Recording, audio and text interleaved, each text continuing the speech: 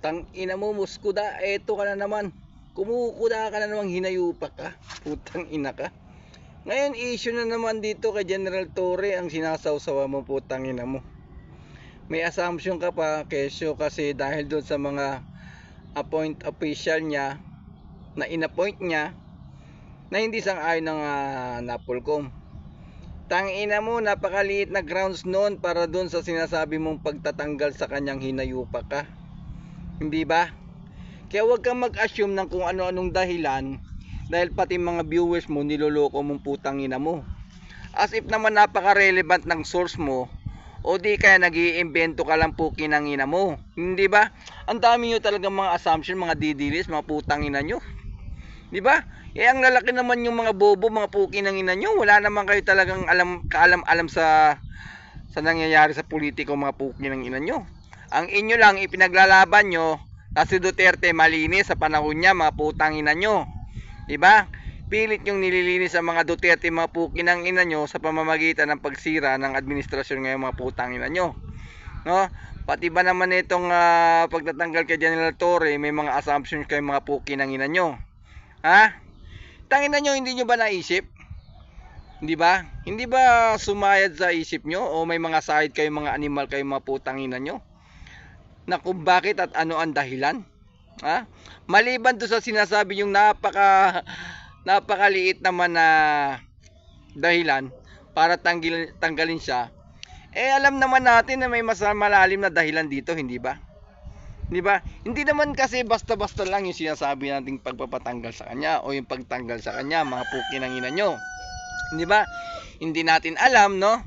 Baka mamaya mas hinahanda siya sa mas malaking departamento na ibibigay sa kanya na responsibilidad ng ating Pangulo, hindi ba?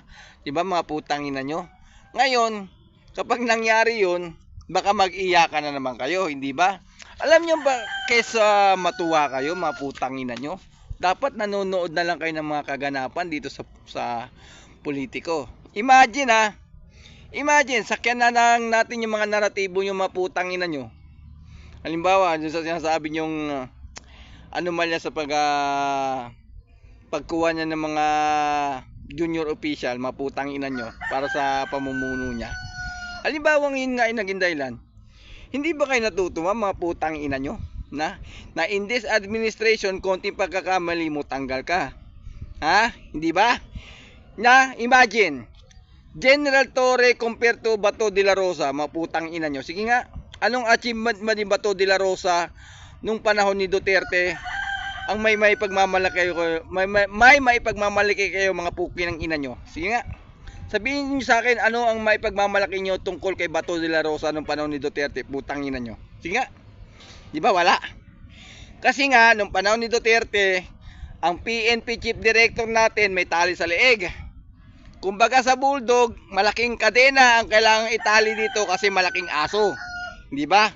Yun ang tingin natin sa direktor noon kasi mga puki ng ina nyo, kaliwat kanan ng problema sa droga, lalong-lalo na dito sa mga kinasasangkutan ni Michael Yang, pero kayo mga putang ina nyo, wala kayong sinasabi tungkol doon. Tahimik lang kayo, mga putang ina nyo, as if naman napakalinis ng gobyerno ni Duterte nung panahon yon. Sige nga, bigyan natin ng comparison. Sige nga, anong may pagmamalaki nyo kay Bato, putang ina nyo? Di ba wala? O ano nangyari?